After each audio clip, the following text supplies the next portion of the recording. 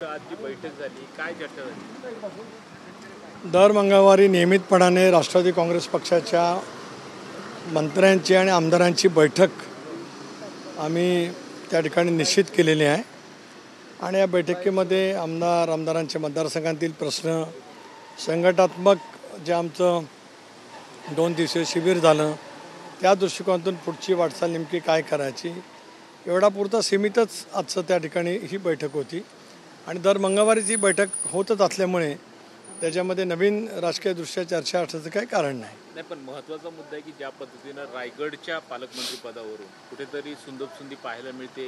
भरतशेठ गोगावले म्हणतात की तटकरे साहेबांनी काय काम केलं, त्यांचं युतीचा धर्म पाळला नाही, तर त्यामुळे आम्ही अडचणीत आलो. एक असं आहे की राज्याचे मुख्यमंत्री मी कालच सांगितलं आपल्या मार्फतच दावोसला परकीय गुंतवणूक राज्यामध्ये आणण्यासाठी गेलेत.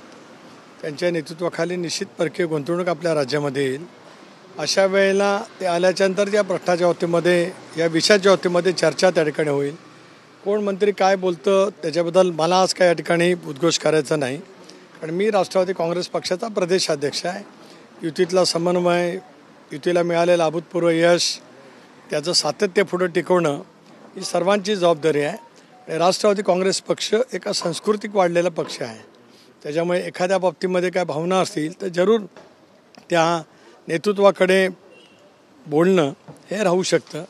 बाकी रस्त्यावर उतरून टायर जाळणं म्हणजे ते सरकारच्या विरोधात निषेध करण्यासारखं आहे. असलं कृत्य कधी आम्ही करतही नाही आणि ते कधी पसंती आम्हाला कोणाला असू शकत नाही. पुरावे दिले तर तटकरे राजीनामा देतील का असं बरेचसे गोगावले म्हणतात. ते मी सांगितलं ना, मी कोणाला काय बोलावं. मी शेवटी प्रदेशाध्यक्ष, ज्यावेळेला एकनाथराव शिंदे, देवेंद्रजी, अजितदादा, मी, बावनकुळे साहेब, रवींद्र चव्हाण असे आम्ही बसू, त्यावेळेला चर्चा करू. निवडणुकीच्या वेळी आधी तटकरे देखील मी भरपूर मदत केलेली आहे, मात्र आता पश्चाताप होतोय. मी तुम्हाला काय सांगतो की कोणाच्या प्रश्नाचं उत्तर देण्यासाठी सुनील तटकरे या ठिकाणी बांधलेला नाही.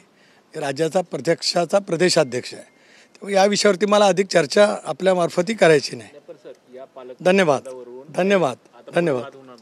एक असं आहे, राज्याचे मुख्यमंत्री बाहेरून आल्याच्यानंतर आपण चर्चा करू इतकं आपल्यामार्फत ज्यावेळेला मी बोललो. राज्याचे मुख्यमंत्री महोदय त्यांनी निर्णय घेतलेला आहे.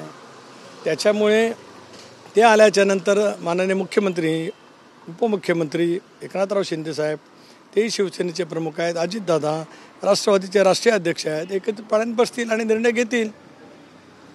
तटकरे या बैठकीमध्ये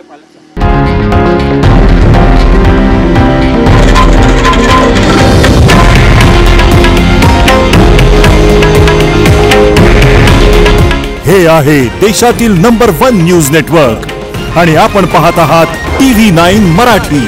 काळजी तुमची, हित महाराष्ट्राचं.